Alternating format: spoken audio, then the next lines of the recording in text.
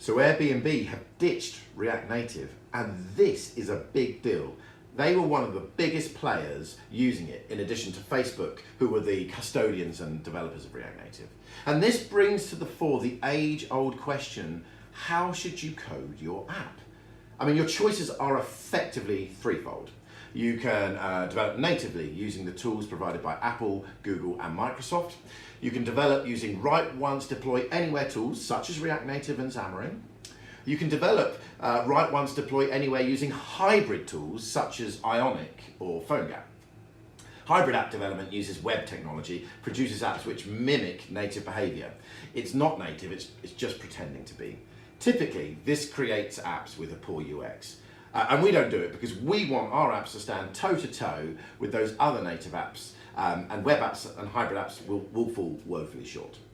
The pros of using toolsets such as React Native is that you get to code once and deploy everywhere natively, no web tech in sight.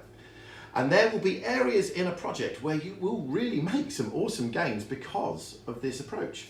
However, you will still need developers that understand the idiosyncrasies of the different platforms, and usually this understanding comes from purely native development, experience using Xcode and Android Studio. You can't just use a web developer. Ultimately, your whole app will probably not be React Native. Large swathes of Airbnb and Facebook are in fact native, built once for each platform.